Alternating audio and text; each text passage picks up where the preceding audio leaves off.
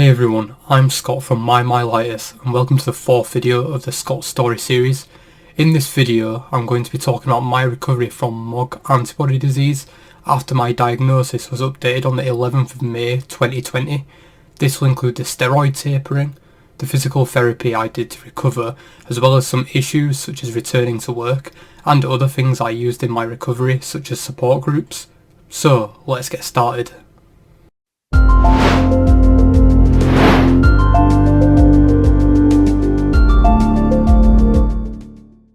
A quick recap from last episode was that my diagnosis had been changed from transverse myelitis to MOG antibody disease, and I had dropped from taking 50mg of prednisolone steroids daily to 30mg since being discharged from hospital. I had begun altering my diet to reduce the amount of inflammatory foods and started a physical therapy regime of bodyweight exercises and then walks to try and improve my strength and balance. I had also started self-intermittent catheterization, which was giving me much more freedom from the initial semi-permanent catheter which I was discharged with, and overall there were signs that I was recovering really well. So the first thing that I'm going to be talking about is the physical therapy regime. As you know from last episode, I'd already started bodyweight exercises and walking in my local park in order to regain strength and balance, but I wanted to start pushing myself even further by starting to run, and I set myself a target to run 5k during the year. And how I did this was I found an app to do a couch to 5k session. The couch to 5k is basically a training regime which gets you from the point of not running at all to being able to run 5k within 9 weeks, and I found an app to do this on my phone. So I downloaded that and started doing the weekly sessions. Each session is broken up into 3 runs, and you're supposed to do these sessions weekly, so you do 3 runs each week.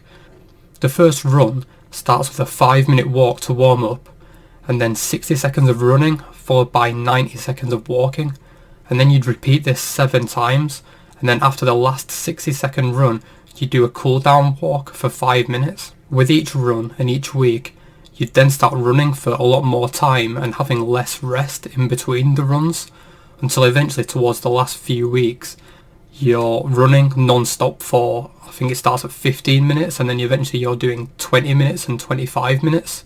And I found that this was really useful to me, as with each run I was regaining more strength, and this was also improving my balance too. And in 9 weeks from starting the program I was running 5 kilometers regularly, and I was taking less time to complete the 5k every single run. And of course this was a significant improvement from being bedbound in my initial MOG antibody disease attack and then going on to run regular 5k just a few months later. That was, really promising and really good signs of recovery. I'd never run 5k's regularly before the attack, so this was a real sign of improvement. Okay, then that leads me on to the next section, which was the steroid tapering. I dropped down to 20mg of prednisolone on the 15th of June, and then that dropped to 15mg on the 14th of August after a call from my neurologist, and then eventually I was down to 10mg from the 14th of September. And now I know compared to some American steroid taperings this was really slow, as generally from what I've heard the American neurologists tend to taper you from steroids very quickly, whereas mine was very gradual over a really long period of time. And it was at these kind of range where I dropped from the 20mg to the 10mg where I started to get some side effects of the steroid tapering. And some of these weird symptoms was joint pain, which I got especially when running. I tended to get the joint pain in both my hips and my knees, and only on one side of my body, which I've kind of found a bit weird. And it was a bit irritating as I really want to keep up with this couch to 5k program. And you could see one week I was running absolutely fine with no joint pain or issues at all, and then I dropped the steroids, and then maybe a week or so afterwards I'd start having joint pain for no reason at all.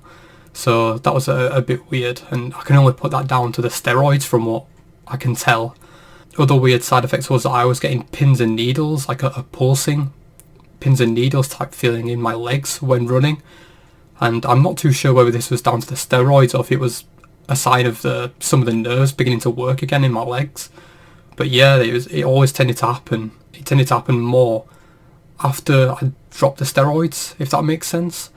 So again, really strange, but eventually by pushing through it, they did eventually go away.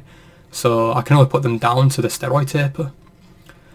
And alongside this, I also had some other blood tests come back, and I was still showing to be deficient in vitamin D.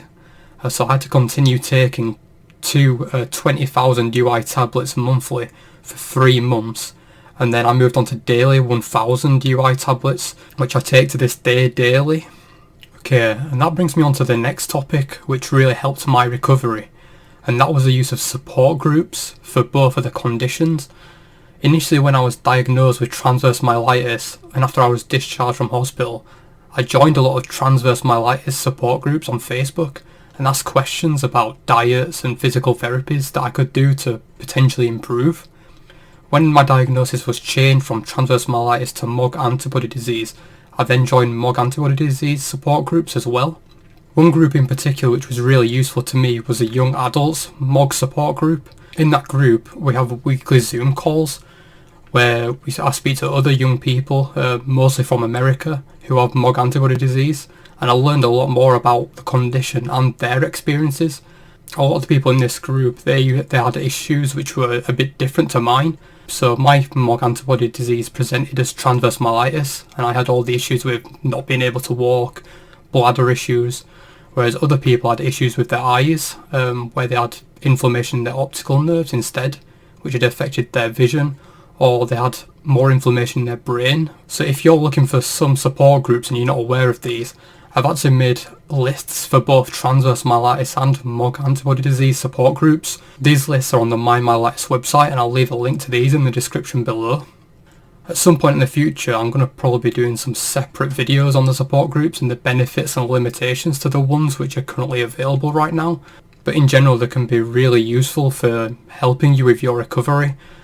A lot of these conditions which are covered by these support groups are really rare. It's quite uncommon for you to probably know someone else in your life which has one of these conditions or can relate to them. So these support groups can be useful, just even if it's just to connect with other people and ask them, is this normal, that what I'm feeling, or is this an issue that you have?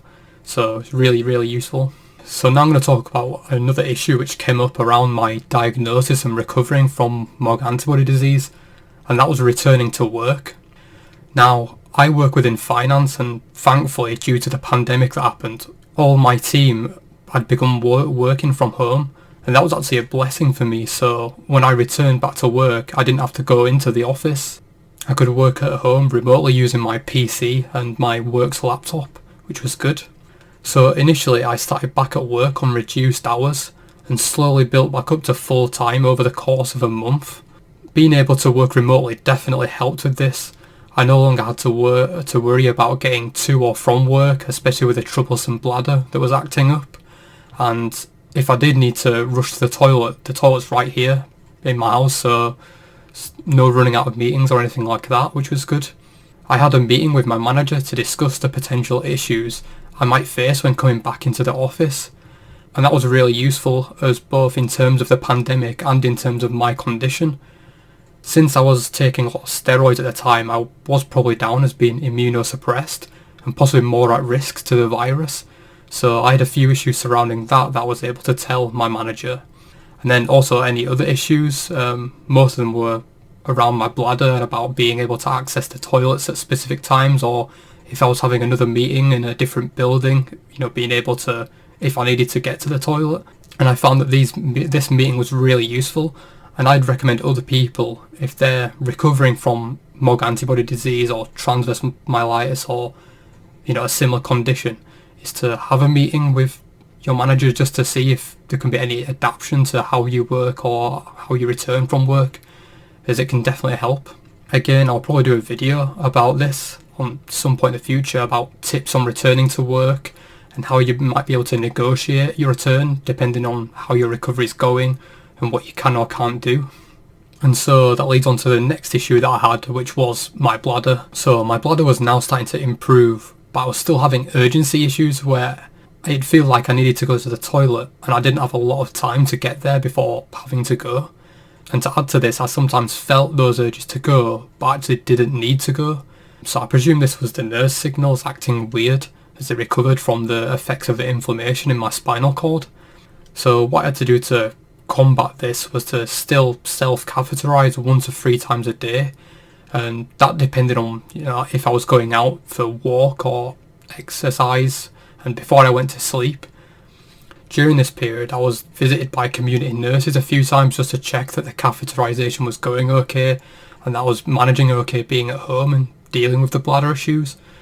And in some ways I guess the pandemic helped with this, because I didn't need to go out and about and meet people and do things. I could stay at home for the most part. But overall the bladder did seem to be recovering, but seemed to be very, very slowly. And recovery in general seemed to have slowed down quite a bit from the first few months after the attack. Recovery was still being made, but very, very slowly. And so I think it's important just to mention that if you are recovering from one of these conditions, that recovery can take a really, really long time. In one of the books that I read about transverse myelitis, the person who was suffering from transverse myelitis actually had a recovery 10 years after her initial attack. So it's just important that if you're going through this and recovering, and maybe perhaps you don't feel like you're making any progress in your recovery, that these things do take time and you just got to give it time and keep doing all that you can to help yourself recover. So with that in mind, I'm still bearing that this isn't the be all and end all for the bladder situation. It could still improve in the future.